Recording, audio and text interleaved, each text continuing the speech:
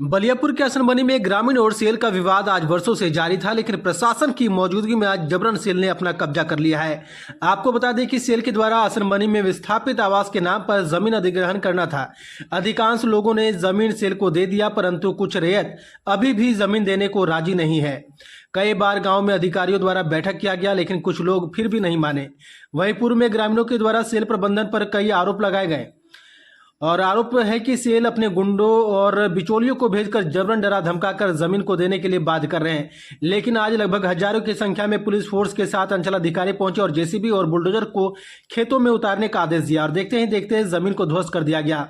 रेत चिल्लाते चीखते रहे और हाथों में धारदार हथियारों के साथ महिलाओं ने भारी विरोध किया, लेकिन महिलाओं को घसीट घसीट कर पीटा गया।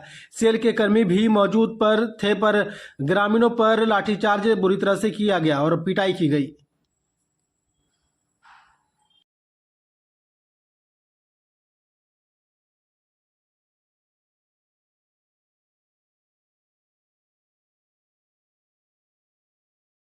गुस्से में दिख रहे हैं। हाँ, क्या गुस्सा में? बहुत गुस्सा में। नहीं बचा सके आप लोग घर को? नहीं सके। सर, ग्रामीणों के भारी विरोध के बाद आप लोगों का कार्रवाई शुरू हो गया, कुछ बताइए। सेल का जो टासरा प्रोजेक्ट है, जो झरिया अंचल अवस्थित है, उसका रिहेबिलिटेशन के लिए आसनबनी गांव में भू अधिग्रहण के तहत ज़मीनें ली गई है।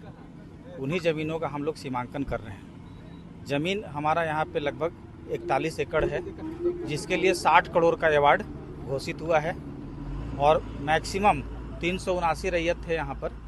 तो 379 में लगभग 350 रैयतों को पैसा भी भुगतान हो गया है। 15-20 रैयतों की कुछ ग्रीवांसेस थे, उनका भी भुगतान का रुपया रखा हुआ है, वो जब चाहें जाकर के ले सकते हैं। उन्हीं में से कुछ रैयत हल्का विरोध कर रहे थे, लेकिन उनको भी समझाने के बाद काम चल रहा है। कुछ ग्रामीण सर अभी भी कह रहे हैं कि हमें मुआवजा नहीं मिला, फिर भी जो है डोजर चलाए जा रहे हैं खेतों। नहीं, भू अर्जन के तहत सारी प्रक्रिया की गई है और सभी कानून के तहत ही किया जा रहा है। किसी पे कोई ज्यादती और कोई बल प्रयोग नहीं किया जा रहा है। जो 15-20 रैयत जिन्होंने पैसा नहीं लिया है, कुछ ग्रीवांसेस थे उनको भी जल्द ही भुगतान कर दिया जाएगा।